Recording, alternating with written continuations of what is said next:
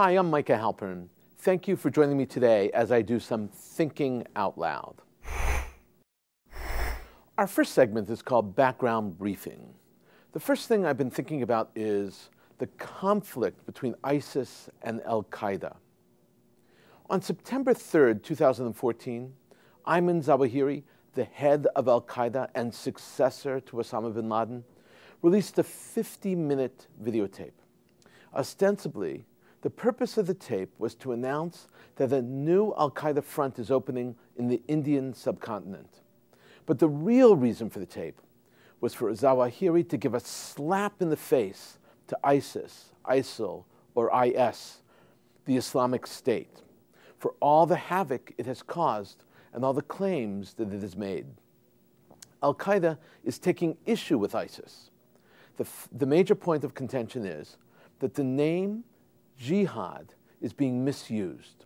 ISIS is creating discord in the name of jihad. They are violating basic Islamic teachings in order to fight their battle. So Zawahiri claims that ISIS does not care about other Muslims or their property or their money. This is a huge conflict between ISIS and Al-Qaeda. Even more so, Zawahiri has said that the discord created by ISIS in and of itself is a violation of Islam.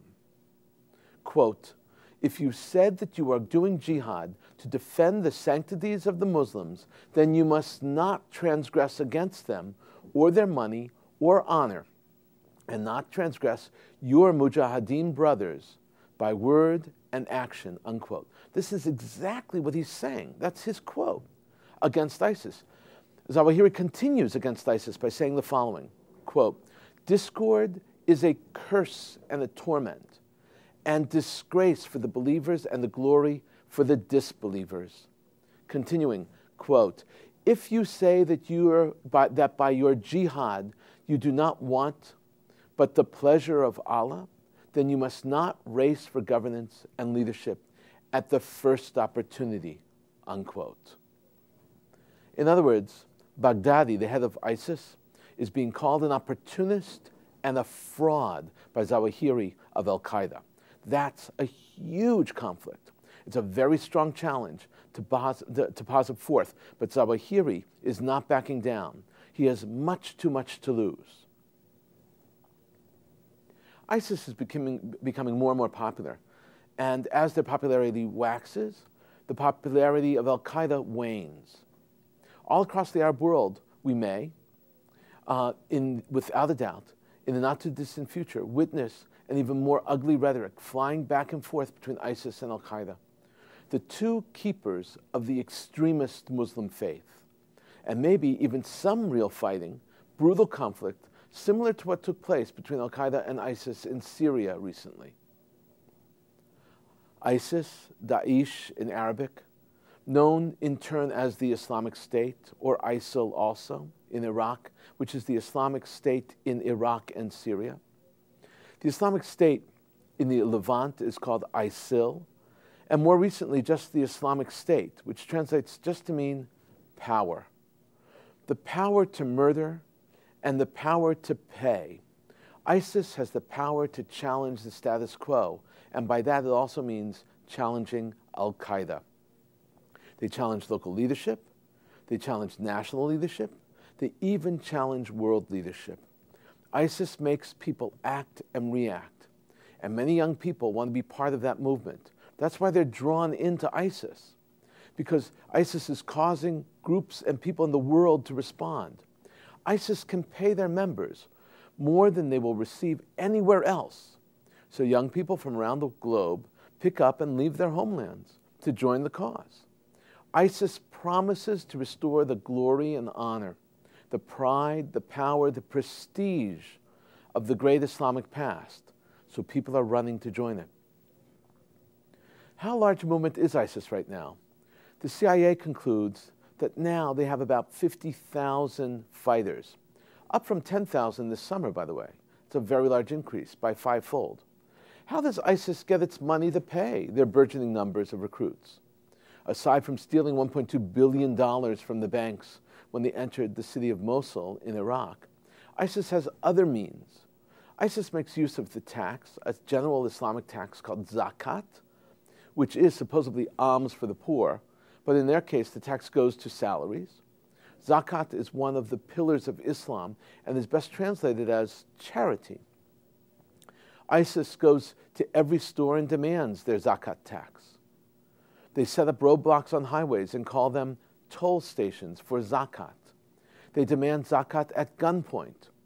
ISIS has much, much, much better funding than al-Qaeda ever had. ISIS also has oil. They have at least 9 to 10 oil fields in Iraq and Syria. Each field has anywhere between 40 and 70 wells. The fields and wells are being operated by locals who worked for the oil companies before they were thrown out. ISIS is pumping about 125,000 barrels per day. They're selling locally. They're selling at severely below market value, at cut rates of up to 75% off.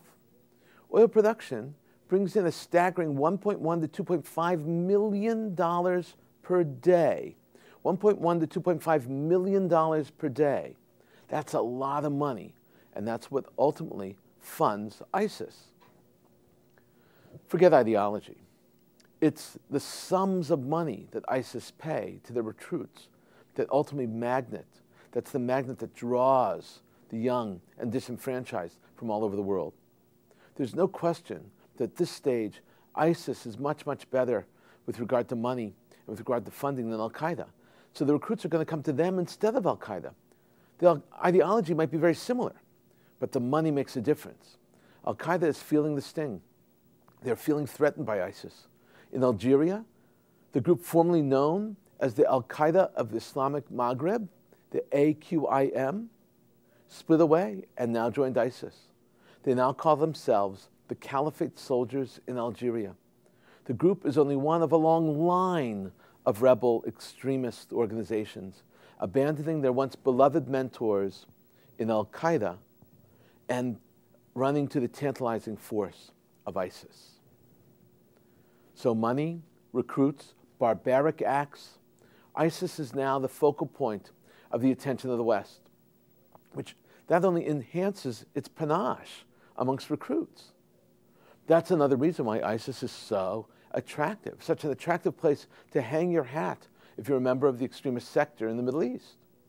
ISIS understands Western ideology, and it disagrees with everything we hold dear. Now the West needs to understand ISIS. For example, ISIS and al-Qaeda of Syria are now working together in Syria. They've had hot and cold relationships. Sometimes they work together and sometimes they don't. Sometimes they kill one another. But this puts another huge obstacle in the way of the United States-led coalition as it tries to fight ISIS and al-Qaeda together. The most important problem is that ISIS and al-Qaeda forces will now totally intimidate, decimate, and even annihilate any moderate forces within Syria. The moderates will go into hiding, never to be found. The United States had been counting on these moderates and planned to arm them and even train them. But the problem is when ISIS and al-Qaeda were warring, when they were warring factions, there was no problem for the United States to sort of drive a wedge between them. But if they unite, fear alone will paralyze all the moderates. As a united front, ISIS and al-Qaeda can pool their resources. That means they could share money and share intel. It's a good match because ISIS has a lot of money and less intel, and al-Qaeda has a lot more intel and far less money. So it also means sharing weapons and training each other on those new weapons. This is only bad. Now add to the mix the report that the administration and President Obama charged his senior analysts with figuring out how to fight ISIS and oust Assad. According to that report, Obama believes that defeating ISIS will require toppling Assad.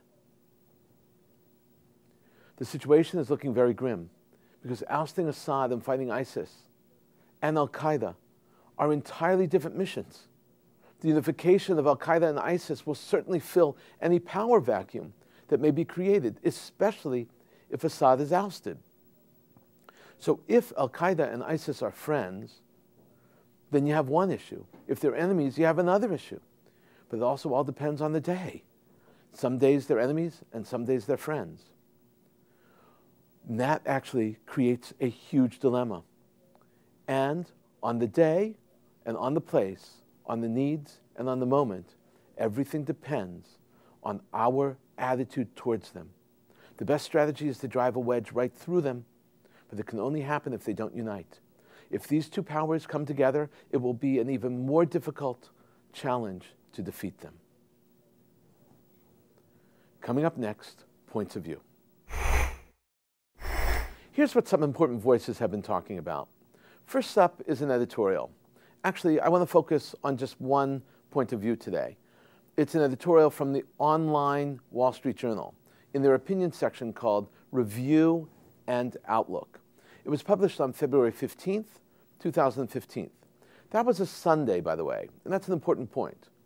You should know that the Wall Street Journal and other online papers post many great pieces online even over the weekends and on the holidays when the print editions don't come out at all. This piece is very simple and very short. It says in brief that Islamic and homegrown terror is becoming a daily norm in Europe and that they need to do something about it. The impetus was, of course, the double terror attack in Copenhagen, Denmark. Here's how the Wall Street Journal begins. Quote, Islamist violence visited Denmark twice on the weekend, underscoring Europe's new terrorist normal. Homegrown or immigrant Muslim terrorists targeting innocents and the Western way of life are becoming a feature of the continental life, unquote. The Wall Street Journal then continues. The alleged assailant didn't choose his victims at random. First, he fired dozens of rounds at a cafe in Copenhagen during a debate on free speech, killing one and wounding three. Police believe the same man attacked a synagogue hours later, killing a Jewish civilian guard and maiming two officers. Early Sunday, police killed the man they believe committed both attacks. Witnesses heard him cry, Allahu Akbar, during the cafe assault. The Wall Street Journal then concludes by hitting the U.S. administration hard for not calling terror Islamic terror when it's Islamic terror. They continue and conclude by saying, quote, stopping terrorism from becoming normal will also require describing accurately the jihadist threat. The Obama administration in the United States has refused to identify Islamism or even Islamic extremism as the ideology behind the recent attacks on the continent and the horrors in Syria and Iraq. Such obfuscation doesn't help moderate and reformist Muslims, whose cooperation is essential in defeating jihadists. Copenhagen can set a counter-terror example by calling the enemy by its name. This piece by the Wall Street Journal is extremely important. It's essential to take away certain concepts from the editorial. There are three of them, basically. The first is that the Wall Street Journal wants Europe to confront the terror threat. The second is that the Wall Street Journal is very critical of the administration on how they are parsing their words regarding Islamic terror. And third is that terrorists shouted Allahu Akbar, which means God is great, as he was shooting at the cafe itself. This third part was almost totally missed in the initial coverage of the event in the United States. It's barely been covered even now, even mentioned up until now in this very moment that we're speaking of. I ask why. The main reason is, again, to de-emphasize the Islamic side of the terror. It makes perfectly good sense that people want to de-emphasize it, but it's blatantly wrong, and covering things wrong is immoral, and we should know that. Coming up, commentary through cartoons, where pictures tell the story. The first cartoon I want to discuss is a video cartoon. It's an election-type cartoon from Israel, produced by the Samaria Settlers Committee. There is no question that this video pushes the envelope further than it should ever be pushed in elections. It is important to discuss exactly what and explain why it's wrong to use this kind of material and this kind of messaging. This is one of the purposes of the kind of show that we have. not just to educate and to inform, and to keep leaders honest. It's also a vehicle to say this kind of dialogue and these kinds of motifs are not allowed in Jewish discourse, period. The Samaria Settlers Committee was trying to show their total outrage at Israeli leftist groups who take money from European leftist NGOs, and that the Israeli groups are receiving millions of euros, and in exchange for the millions of euros, the result is to smear Israel. This may be a valid point, but the images used in the video are out of bounds for any civilized discussion, not just a Jewish one, any civilized discussion. The video is called The Eternal Jew, and for the historians out there, you should know it immediately. That was the name of the famous, now infamous, propaganda movie produced by the Nazis to show how evil and dirty the Jew was. The clip begins with the secretary calling the boss named Herr Stürmer. That is a play on the Nazi propaganda newspaper, Der Stürmer. The secretary says, the Jew is here, and the Jew has a huge crooked nose. And it's right out of an anti-Semitic stereotype, right out of Nazi propaganda. And the Stürmer hires, this guy Herr Stürmer hires the Jew to go out and get information that defames Israel. And over a series of scenes, the Jew keeps returning and provides Herr Stürmer embarrassing information about Israel that's published in the paper in exchange for a gold coin that he flips up. The Jew gets Herr Stürmer information about the IDF, about roadblocks, and about several other items. You'll see it in a few seconds. In the end, Herr Stürmer tells the Jew, now take care of yourself. And so the Jew goes and hangs himself. And the final scene, the final line, is the Jew hanging from a tree, and across the screen is written the following: Europeans seem different to you, but to them you are exactly the same, unquote. This is very offensive. It's wrong. It's wrong to use this kind of message. Look for yourselves. What do you think?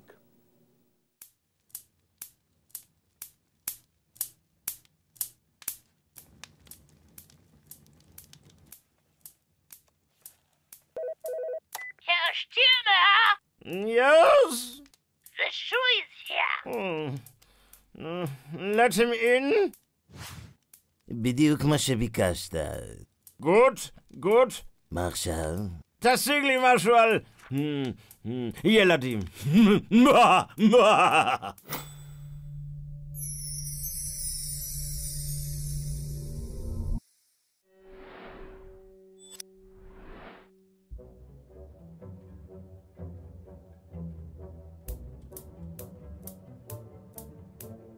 Herr Stürmer! Ja. The shoe is here. Let him in. בדיוק מה שביקשת. Good. מה עכשיו? תשיג לי משהו על צהל.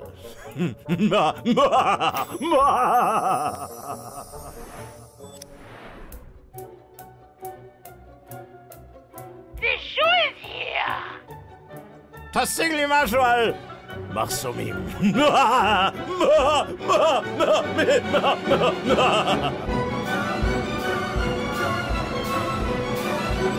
Herr Stürmer! Gut.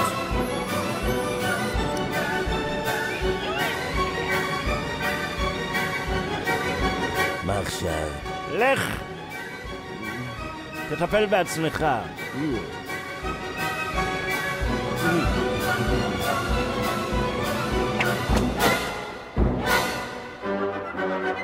האירופאים אולי נראים לכם היום אחרת, אבל אתם נראים להם בדיוק אותו דבר.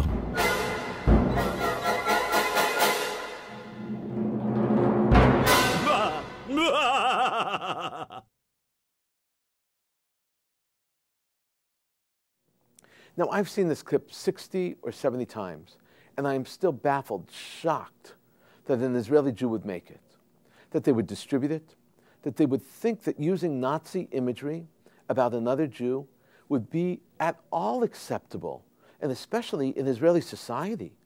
It is not. This is an all-time low for political debate in Israel. I can only say shame on them for doing it. Again, this is not about the important point that they were raising, but rather about the images that they used to make their point. Let's shift gears now and go back to our normal genre, but with a twist. I want to show you two cartoons from the same artist, one of my favorites, and one who I hope probably is becoming one of your favorites too. His name is Bach. Both of these were published in February and syndicated through Creator Syndicate. You can also find them on Bach's new website, which is called bachbusters.com. Bach as in B-O-K. It's a play on words for blockbusters, obviously. In this first Bach drawing, he uses Holocaust connection also, but with taste. You see, using Holocaust imagery is not forbidden. It needs to be done with taste and proper. It's not that the Holocaust is totally off limits. It's the way you use the Holocaust that's essential. And that's the difference between the video that we saw and the cartoon we are now talking about. Bach depicts a split screen. One side is a group of tourists outside the gates of Auschwitz. And one of the tourists says, "Never again." On the other side, the other image, is the Iranian Ayatollah in front of a bomb which has a nuclear symbol on it, and the bomb reads, Iran. The Ayatollah is saying, never say never. This is a very true and important point. What we consider sacrosanct, absolutely holy, is not a given to others. That may be especially true about lessons from the Holocaust. We may always assume that the most important lesson of the Holocaust is that it should never happen again. But there are those who are plotting, those who are trying to do it again. The Iranians have made it very clear that they want to wipe Israel off the map. What is especially interesting here is that Bach chose to write Auschwitz atop the gates of Auschwitz. He knows full well that on top of the gates of Auschwitz is actually written the perverse expression in German, a deception, a mind game that was so typical of the Nazis during their murder of the Jews. Atop the gate was actually written the words in German, Arbeit macht frei, which means work will set you free. There was no way that work would set the Jews free in Auschwitz. But why did Bach select the word above Auschwitz, the gates, to be Auschwitz and not the real escutcheon, the real symbol, Arbeit macht frei? Simple. In order for the cartoonist to be effective, the image needs to be universally understood. And this cartoonist, Bach, could not risk people not understanding his point. That would not, that people would not know that Arbeit macht frei means the tourists were standing in front of the gates of Auschwitz. And that ultimately leads us to the next important cartoon by Bach. A couple is watching TV news in their living room, and Brian Williams, the former now disgraced NBC News anchor, is saying, global warming is a greater threat than terrorism. And the image on the screen is of a polar bear in a suicide vest, and the White House behind that. The wife asks the husband, quote, is he telling the truth, unquote. Now, this is an obvious play on the huge story of Brian Williams and his tales where he weaved himself into the story as opposed to simply covering them. It's a sad state of affair. And the reality is the reputation of that network and network news in general has taken a huge hit because of Brian Williams. But recognize the distortion that Bach created atop the gates of Auschwitz was acceptable. He told an untruth. You see, Arbeit macht frei is on top of the gates, but he's a cartoonist. He's permitted to stretch the truth and to exaggerate. The news anchor must be objective and 100% accurate all the time. He tells the story. He is not the story. In a moment, my own perspective and a few predictions. I want to think out loud with you now. I want to think out loud about a spectacular piece that I found on the Media Line website.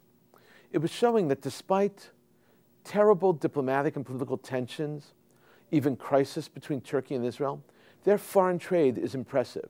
I have to stop for a second. Also want to let you know that I have a radio show on the Media Line also. So I'm biased there. It's a great website. Foreign trade between Turkey and Israel was $5.6 billion last year. Half of it was imports and half of it was exports. That's an unbelievable number. Many of the Japanese cars being driven all over Israel were actually made in Turkey.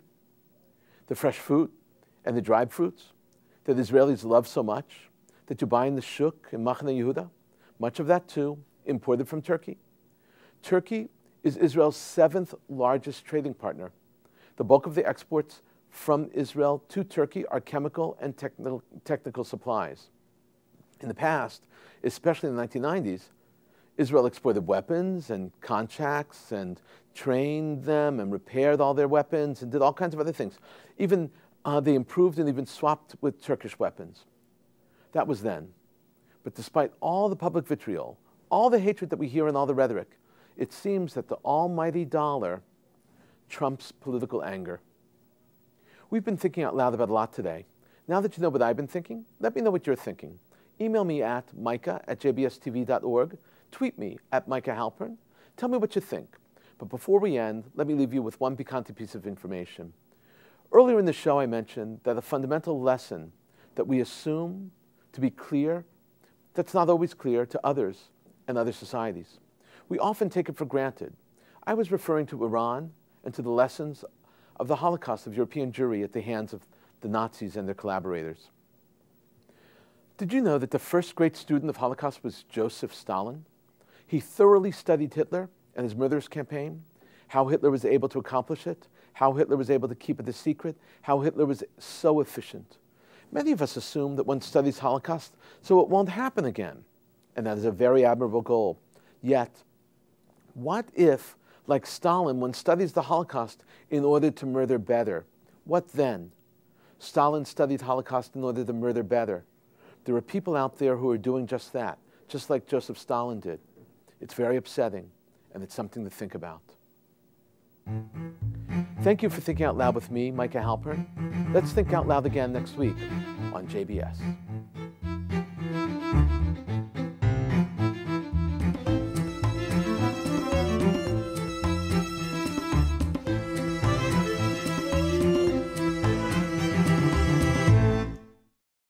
We would be pleased to send a complimentary DVD of this program to anyone who wishes to support JBS, the Jewish Broadcasting Service, with a tax-deductible gift of $36, double chai or more, to the nonprofit organization Jewish Education in Media. Simply visit the JBS homepage and click on the Donate button to make a donation by PayPal or your credit card. And please indicate the program for which you would like a DVD. Or you can send your tax-deductible check made out to Jem, Post Office Box 180, Riverdale Station, Bronx, New York 10471. And again, please remember to indicate which program you would like to receive with our compliments. And we thank you for your kind support.